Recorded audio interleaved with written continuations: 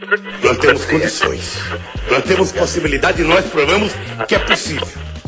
Olá, o PTcast está de volta e hoje nós temos uma convidada aqui especial para a gente conversar nesse podcast do Partido dos Trabalhadores, das Trabalhadoras, e ela é uma trabalhadora mãe solo, olha só, vou dando aqui as pistas e você vai tentar descobrir quem é. Ela tem um poder incrível que na última eleição em 2022 representou esse poder, que é o poder das mulheres, na chapa de vice-governadora do nosso candidato ao governo do estado de Santa Catarina, que foi o Décio Lima. Agora você já sabe quem é ela. Bia Vargas. Seja bem-vinda aqui no PTcast, para a gente bater um bate-papo aqui, que a gente já estava ansioso para conversar contigo, falar um pouquinho na tua vida, na tua trajetória, mas antes de nós chegar nessa parte que é curiosidade para todo mundo, né, de um desafio que foi nas últimas eleições, uma eleição polarizadíssima, em que a gente tinha em Santa Catarina o foco do Brasil inteiro olhando para cá para ver o que iria acontecer, e o PT, junto com você, junto com o Décio, foi para o segundo turno pela primeira vez na história, e a gente ficou com uma felicidade incrível e tivemos um tempo a mais para poder botar no debate central de uma eleição também as mulheres na política. Exatamente, deixamos a Renata Lopretti de boca aberta quando anunciou. Verdade, ela ficou, olha só. Santa Catarina como no segundo assim? turno. Então, lembra bem isso, é a sua primeira lembrança. É verdade. Como é que foi? Não vou perguntar lá como é que foi, vou perguntar primeiro como é que foi para tu, como mulher, microempreendedora, MEI, né? E chegar na política, para poder chegar nesse processo realmente de um desafio incrível, né, que foi estar em todos os cantos do estado de Santa Catarina, conhecer nosso estado, até no processo eleitoral.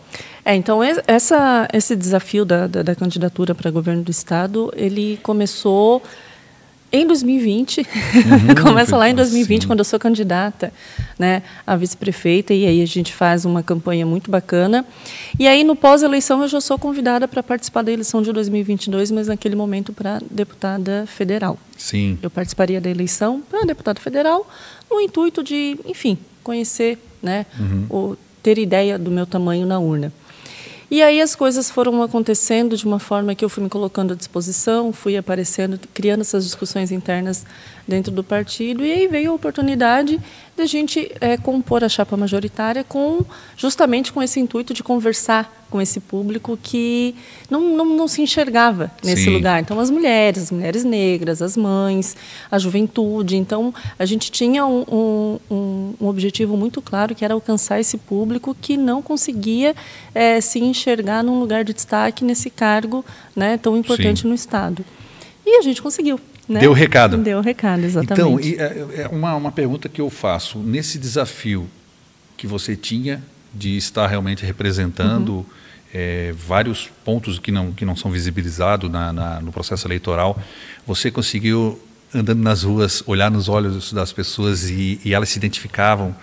Como é que era essa energia, essa troca que tu encontrava? Porque o processo eleitoral é aquela coisa, tu vai na rua, tu vai conversando com as pessoas e tu vai trocando energia, assim, é uma coisa muito gostosa. Só para quem é candidato mesmo, é um momento, obviamente, de muita humildade, do pedir o voto e tal. De responsabilidade, né? É sério. Mas aquela troca, aquela parte mais gostosa é justamente quando as pessoas te abraçam e te dizem, cara, eu confio tanto em ti, cara, vai lá, nós vamos votar lá em casa, todo mundo vai estar contigo e tal. Essa energia é um negócio assim que deixa a gente já conversou sobre isso, sobre essa questão da identificação, né? As pessoas, eu não sei se a pandemia acabou trazendo esse sentimento, mas a necessidade da identificação dos eleitores, eu tenho percebido isso depois desse período, assim, que as pessoas querem depositar sua confiança, o seu voto em alguém que sente as mesmas dores, né? Que tem, assim, o conhecimento daquela realidade.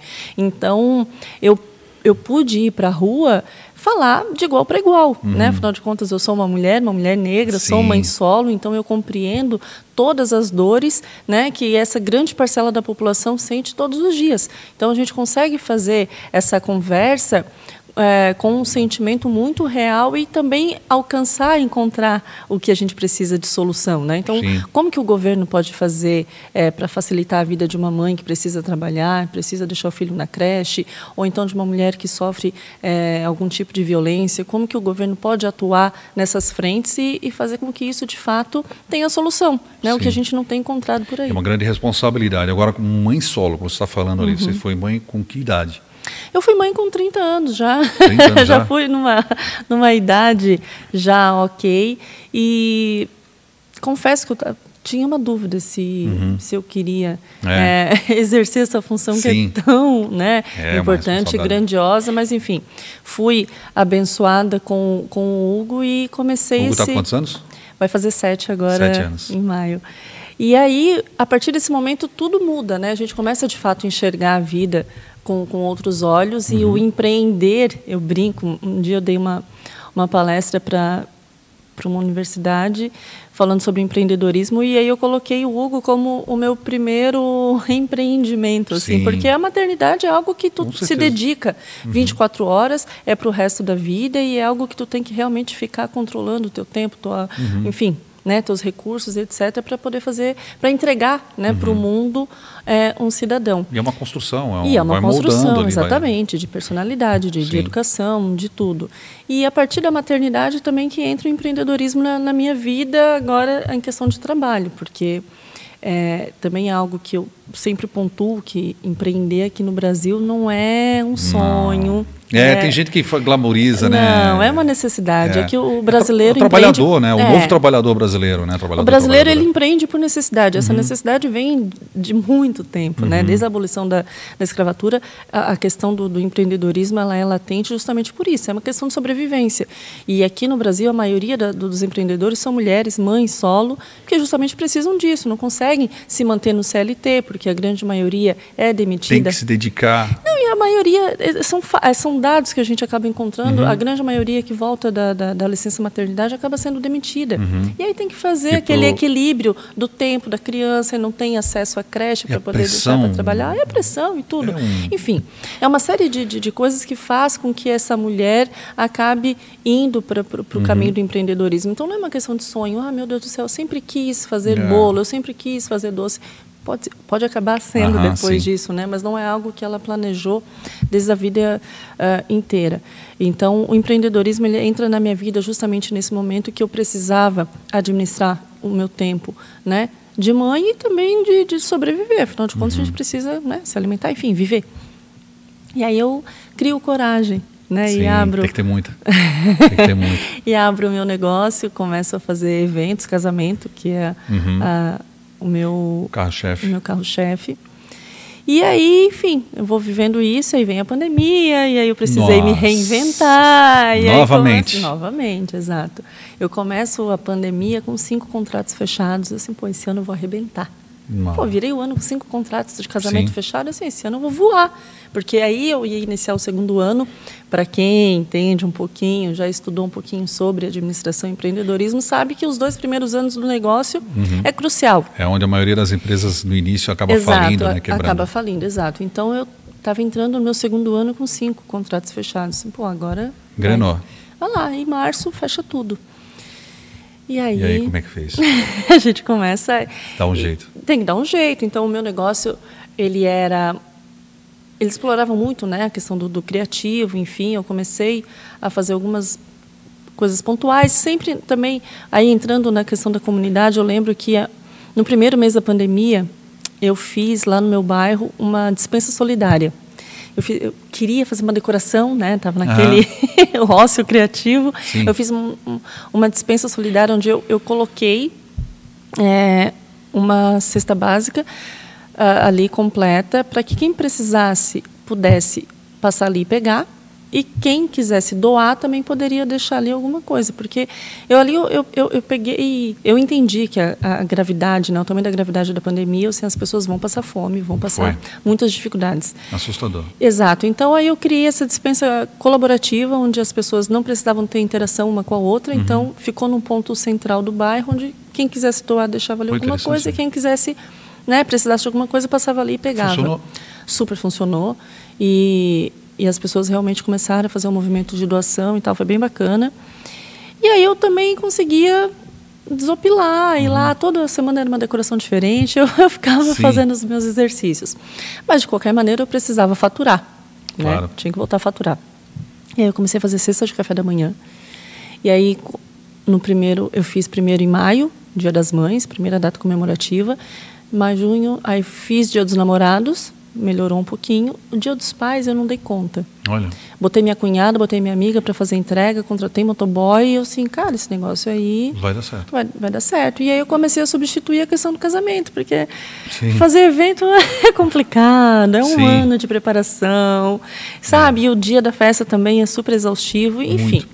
E aí foi indo e em 2020 veio a primeira campanha política. Sim. Né? Mas é bom a gente... E onde é que vem a política na tua vida? É, assim? é isso que eu ia falar. Eu falo de 2020 porque foi meu primeiro momento enquanto candidata, Sim. né? Mas o meu pai, ele foi vereador em Criciúma, foi candidato diversas vezes, então eu participo de campanha política desde os 7 anos. Saía da escola... Lembra bem como é que era? Perfeitamente. Saía da escola com o uniforme e ia lá para aqueles comícios, lembra? Sim, que tinha sim. aquelas coisas aradas, comida Era arada, incrível. aquelas loucuradas todas. Então era comício com 200, 300 pessoas, era uma loucura. E então eu acompanho, né, esse processo eleitoral desde criancinha. Então sempre vivi isso com o pai chegou a ser vereador e tal, e quando eu acho que eu tinha 18 anos ele pendurou as chuteiras dele, mas nunca foi um projeto pessoal, nem dele, ele nunca incentivou ninguém dentro de casa, mas a questão, o debate político ele sempre existiu. No café da manhã, no almoço, sempre existiu. Então a gente sempre teve essa ciência, né, essa consciência de classe, enfim, do lugar que a gente ocupava na sociedade e do que a gente também, dentro dos nossos privilégios, poderia colaborar para com. E, enfim, em 2016 eu já participava da comunidade, eu era presidente da Associação de Moradores do bairro. E aí comecei a entender que através da política a gente consegue ampliar, né, esses acessos, essa ajuda para a comunidade. Então eu me filio em 2016, mas não sou candidata. Em 2020 veio um convite e a partir dali o resto foi candidata a vice. Fui candidata a vice-prefeita também. Isso. E aí depois de 2022, como é que se deu isso? Governadora, imagina isso? E eu vou te falar que é o seguinte, foi um pouquinho, sabe aquela coisa, tá no lugar certo na hora certa? Sim. Como eu te falei, eu me preparei para ser candidata a deputada federal. E por uma questão interna do partido, eu comecei a me colocar, né, recebi a informação de que, peraí, o partido pode indicar a vice. Sim. Eu me coloco à disposição no intuito só de ter uma visibilidade. Claro. Não imaginei que isso fosse ser possível. Uma guria lá do Sul e tal. Eu vou ganhar uma publicidade, vou aparecer, depois eu vou ser candidata a deputada federal e está tudo certo. Sim. Ajudaria também. Ajudaria também, óbvio. Só que daí o que acontece? Viram que, peraí, ela vai conversar com quem a gente precisa conversar. Vamos construir isso aqui direito. E as conversas aconteceram e eu virei a vice do DS e aí a gente colocou o nosso nomezinho lá na história como a primeira chapa progressista de esquerda a chegar no segundo turno no estado de Santa Catarina. Então, foi isso incrível. Já foi uma vitória, uma gigantesca, né? No estado como Santa Catarina, com as dificuldades de compreensão política do momento atual. Você andando pelo estado inteiro.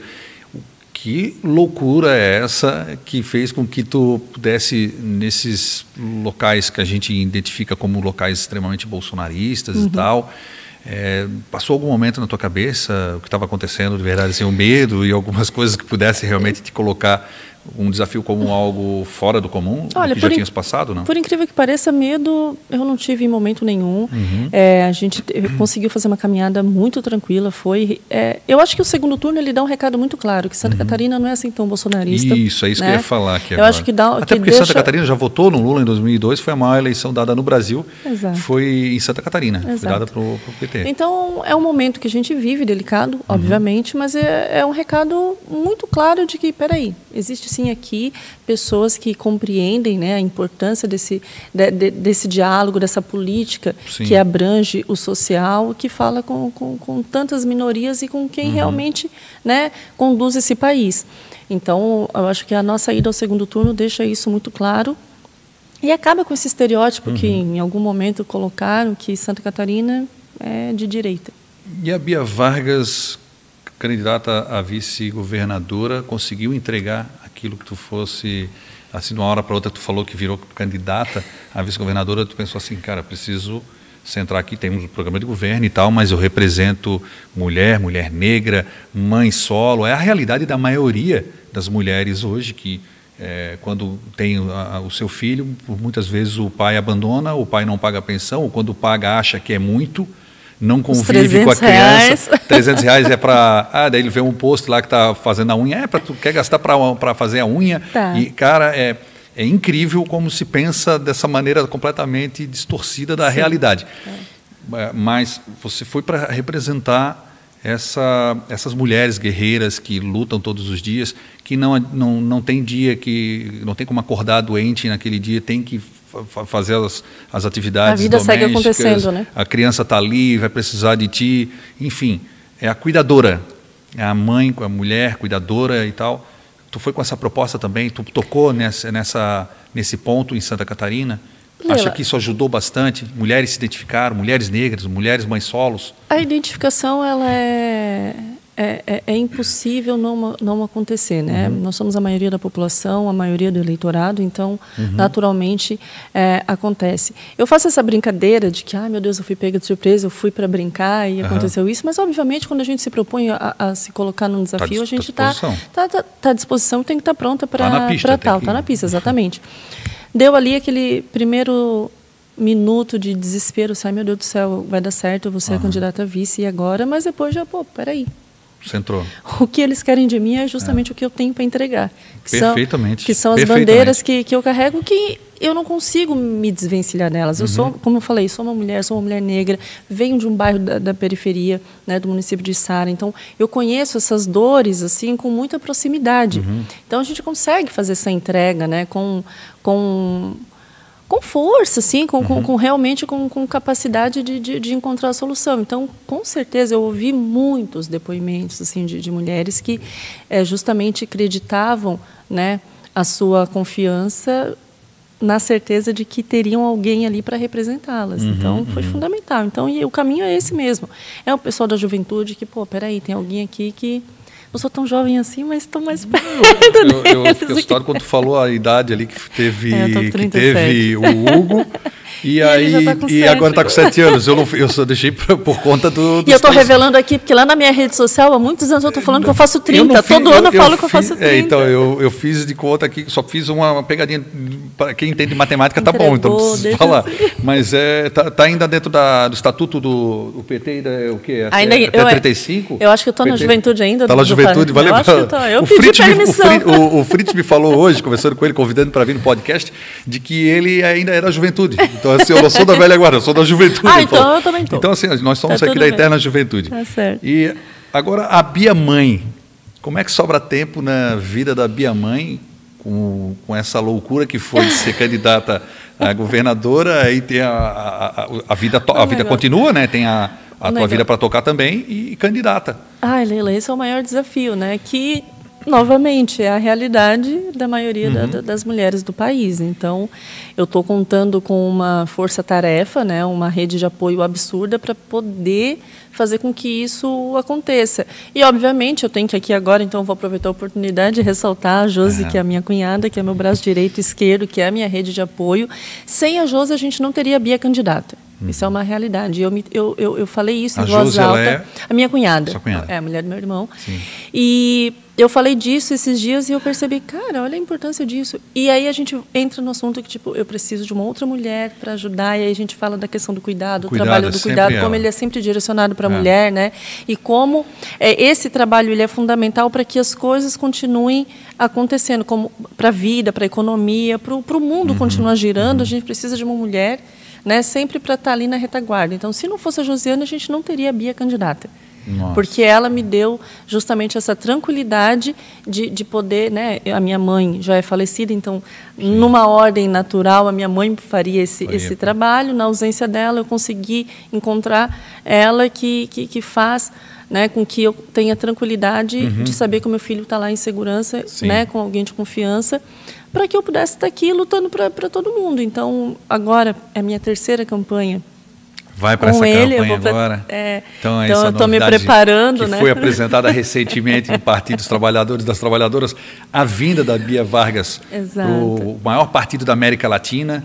Seja bem-vinda. Muito obrigada. E seja bem-vinda para poder fazer realmente isso que a gente vê que é apaixonante. Teus olhos brilham quando tu fala justamente dessa tua história, do teu envolvimento, dos teus desafios, mas tu sempre o coletivo buscando. Me encanta, o coletivo me encanta muito, Leila. E aí agora ele está maiorzinho, Sim. então sentei com ele, conversei assim, olha, Hugo, vai acontecer assim, assim, assado. Nesse período a gente, né, vai se ver menos, vai ser assim e tal, mas vai acabar. Sim. Por enquanto ali, pelo menos uns 5 dias, assim, a mãe terminou a eleição, 5 dias acaba. A gente respira, vai dar uma voltinha e depois começa tudo de novo. Ô filho, de novo, pô, não ia acabar amanhã. Cara, isso aconteceu lá em casa. A minha pequena já tem 25 anos. A minha pequena tem 25 anos e quando...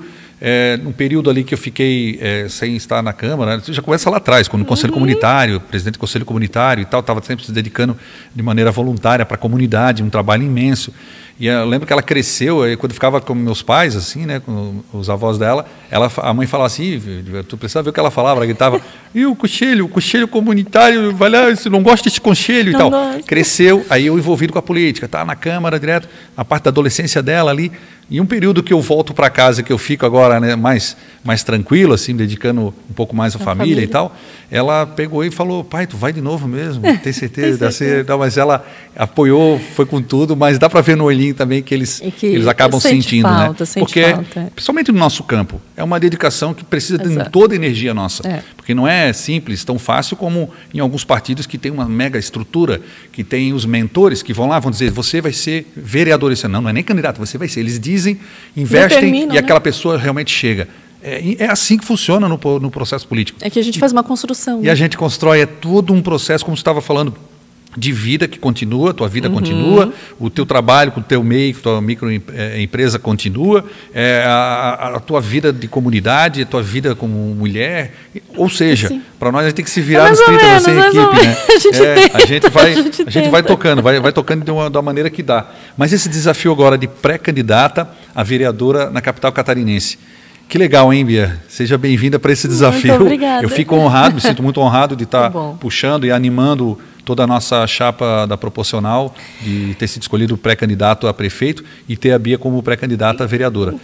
Quais são as tuas bandeiras, quais são as tuas ideias para poder trazer para esse momento tão importante da nossa história, sendo a capital catarinense, eu digo, uma terra muito fértil para o nosso campo progressista. O Lula fez 47%. O Décio e a Bia Vargas fizeram também os seus 47%, ou seja, nós temos em Florianópolis um grande desafio de amalgamar esses resultados e trazer aí para essa eleição um resultado grande, à altura do que a nossa cidade merece. Exatamente. O que tu tens aí para nós? Eu fico muito feliz de poder estar dividindo esse momento também muito importante contigo e com todo o time, né, que o PT está montando para que a gente enfrente esse desafio. É importante a gente ressaltar o motivo, né, o porquê dessa escolha, e tu acabou de desenhar falando dos números e do quão fértil é essa terra. Eu tenho traçado, né, a minha linha política, a minha trajetória toda em manutenção do meu discurso, principalmente. Sim. E na continuidade. Né? Eu acho que é importante a gente dar continuidade. O que a gente conseguiu fazer em 2022 foi histórico. Está lá, a nossa digital foi colocada na história política do estado de Santa Catarina, e a gente precisa continuar aproveitando isso que a gente colocou na rua. Então, Florianópolis é sim essa terra super fértil de um campo progressista de pessoas que querem ouvir falar dessas bandeiras. E quais bandeiras são essas, né, que tu me perguntou? Então, novamente, eu não tenho como fugir de quem eu sou.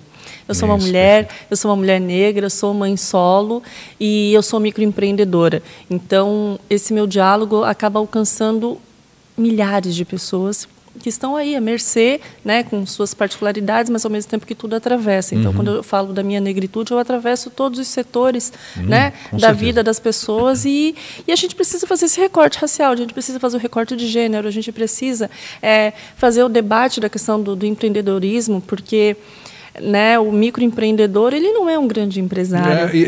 Tem uma romantização. Exato. E eu vejo muito isso, assim, as pessoas colocam, fazem um debate que o governo agora tinha taxado os super ricos. E o que tinha de gente nas redes sociais, e volta e meia eu entrava no perfil das pessoas para poder olhar, ver quem é aquela pessoa que está reclamando daquele projeto do governo federal. Uma possibilidade, um medo de não sei o quê. Aí a pessoa, cara, aí tu olha lá, microempreendedor e tal, cara, a pessoa não tem a mínima noção de qual é a classe que ela se encontra. Exato. Então, como sempre se fala, né, falta às vezes um pouco de conteúdo, consciência de classe, né, interpretação de texto e consciência de classe, que se fala às vezes, e é verdade, muitas vezes tem isso. Tanto problema, né? resolveria muitos dos problemas do nosso país. E aí às vezes começa... Eu gosto de provocar a pessoa conversando, chamando ela para conversar. E eu chamei alguns para conversar. É muito forte a impressão que eles têm de serem um grande empresário. De não, que agora eu sou dono do meu horário e eu não tenho mais patrão. A ideia de não ter mais patrão e tal. Gente, você ainda é um trabalhador. Você é da classe trabalhadora. Você, seja um advogado, seja um médico, seja qualquer um que esteja, vamos dizer, minimamente, de uma forma vulnerável, dizendo o seguinte, ó, eu estou um mês aqui, eu vou parar e não vou fazer nada. Não é férias. Eu vou parar de trabalhar hoje, não vou fazer nada, mesmo que você seja microempreendedor individual. A sua conta vai vir. Não vai dar. Fica 2 meses, 3 meses para ver, aí tu vai quebrar. Exato. Ou seja, se tu dorme preocupado com o dia de amanhã, se tu dorme preocupado com daqui a 4, 5 anos, ou se tu tens filhos, se tu dorme preocupado como é que tu vai pagar a conta para estudar e outras coisas mais que tu quer dele, você é um trabalhador. Você é da classe trabalhadora. Desculpa dizer se você achava que você é da chá revelação. Chá revelação. Boa, boa. Você é trabalhador. Você é trabalhador, você é trabalhadora e você pertence à nossa classe. Se a gente não estiver junto. E aí eu digo outra coisa, se a gente não estiver junto e não nos protegermos, porque a gente vê trabalhador atacando trabalhador. Exato. Às vezes quando o trabalhador do serviço público, que ainda consegue se mobilizar nos seus sindicatos, fazer uma greve porque o prefeito não está botando dinheiro, nas escolas não tem minimamente um material pedagógico, ou não tem minimamente médico dos postos de saúde, ou nós não temos uma limpeza na cidade, como a CONCAP, que presta um trabalho de excelência, e o prefeito ataca o serviço público direto, e as pessoas ficam atacando os próprios trabalhadores. Esses vagabundos fazendo greve, que não sei o quê, a professora da minha escola não foi. Apoiem, gente. Apoiem, se não tem ideia da importância que é o serviço público. Sem o serviço público, nós não vamos ter acesso. Aí tem gente dizendo, tem que privatizar mesmo. Aí tu entra no perfil da pessoa, tu vai encontrar a mesma pessoa falando lá no postinho de saúde, reclamando que o médico não foi, que não tem médico, não tem remédio, ou não consegue fazer o exame dele. E não consegue compreender a logística disso tudo. Né? Não consegue. Isso é que a gente vai ter que dialogar. A eleição é um grande momento para que a gente possa deixar essa reflexão, fazer esse debate, levar para as comunidades, para as pessoas, para que a gente deixe um legado, pelo menos, de reflexão, que as pessoas saibam realmente onde elas se encontram. A que classe elas pertencem. Em que lugar que elas estão, né? Isso é importante demais. E Bia Mulher na política. A importância de mulher na política, Bia. No momento que a gente fala muito de que precisamos de mulheres na política, tem campanha do TRE, do TSE, para ter mulher na política, mas que tipo de mulher? Que tipo de ideia essa mulher tem que levar para a política? Né? Porque a gente vê mulher atacando o direito da mulher. O próprio direito da mulher votar, que foi conquistado pelas mulheres feministas, lutando pelo direito, vários direitos, e tem gente que ataca o próprio direito da mulher e faz política fazendo isso. Não dá para entender essa engenharia, né? Na verdade faz parte de um projeto muito bem arquitetado, né, para que isso realmente não evolua. Obviamente não basta ser mulher para estar no local, mas a gente tem que se colocar à disposição, continuar fazendo essa disputa para ocupar todos os espaços, que é fundamental, e fazer as cobranças necessárias, né? Também não adianta. Agora vamos ao momento daquela cutucada. Não adianta também pedir que as mulheres sejam candidatas se os partidos não dão a estrutura, não dão espaço para que essa mulher consiga se desenvolver e se efetivar como uma liderança, né? De forma igual, né? Que possa ter a oportunidade, né? Ter oportunidade. Então a gente ainda faz isso muito na raça e muito entregando mesmo, né? São muitas renúncias. E aí a gente entra nessa seara de, como a gente aqui falou, da questão do cuidado, etc. Então, eu sou uma mulher, sou mãe solo, né? Eu tenho a minha vida pessoal, só que sem a estrutura, sem uma condição realmente igualitária como as outras, né, os outros políticos têm dentro dos partidos, a gente não consegue fazer um trabalho igual. E como é que a gente vai fazer uma disputa, né, minimamente igualitária, enfim, com a possibilidade de alcance, se a gente não consegue não tem a mesma saída. Então a gente tem que continuar se batendo nessa tecla e exigir.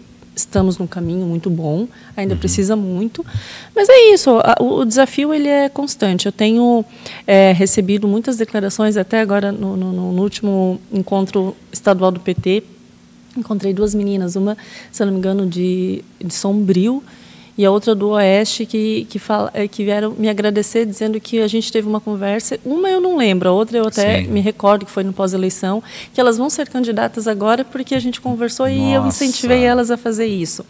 E é isso que eu tenho feito, na verdade. Assim, ó, eu jogo, né, eu coloco uma realidade, assim, ó, não é fácil, é um movimento de muita renúncia, mas ele é fundamental que a gente participe. Assim, um processo político ele é fundamental que a gente esteja ali para poder colocar, né, as nossas posições, as nossas dores, novamente, como eu tenho, né, dito sobre isso, porque como é que um homem vai poder fazer alguma exigência referente a atendimento hospitalar, falar sobre a violência obstétrica, se ele não passa pelo processo do parto?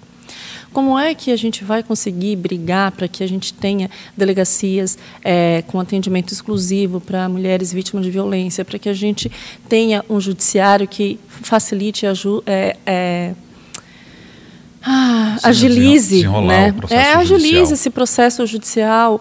Se, na verdade, quem está provocando a violência é o homem, e a gente chega lá, é atendida por um homem que não tem o mínimo de tato, enfim, e o efetivo da polícia. Então, fazer toda essa discussão... Filas de exames para as mulheres é uma coisa absurda. Fazer toda essa discussão que a gente precisa fazer se a gente não sente as dores, né? Verdade. Então, é isso. Vaga na creche, horário da creche. Só para ter ideia, em Florianópolis nós temos em torno de 2.000 mulheres esperando para fazer exame de mamografia e exame de ultrassonografia de mama. E isso, na verdade, não deveria durar mais do que 30 dias no pedido médico e chega a demorar um ano. Tendo os dados imagina que a gente tem essa mulher... que o câncer de mama mata tantas mulheres todo ano. Imagina como é que dorme uma mulher dessa durante um ano. Como é que a família dela também dorme. Exato. Se ela não tem dinheiro para pagar para fazer o exame, o SUS até viabiliza isso de uma certa forma, mas a gestão do município não trata isso como prioridade. E aí a gente vê que realmente a política ali feita, como você está falando, por uma grande da maioria da Câmara de Vereadores, majoritariamente de homens, do secretariado majoritariamente de homens, não dá, e que não dão atenção, eles não sentem realmente isso, que possivelmente se atrasar muito, vai ter que fazer uma mastectomia, retirada do seio, que para um homem não faz diferença nenhuma na cabeça dele. Até porque o companheiro muito provável já vai abandonar. Já com o diagnóstico, quem sabe já vai estar abandonando, é bem isso mesmo. Realmente um desafio gigantesco. São políticas públicas das que a gente mais precisa hoje, porque a gente sabe que a gente tem que falar muito sobre isso, né? De quem cuida, né? Quem cuida de quem cuida de quem cuida, porque quem cuida muito realmente culturalmente na nossa história, no nosso país, são as mulheres. Sim. Quem, na sua grande maioria, são abandonadas, são violentadas.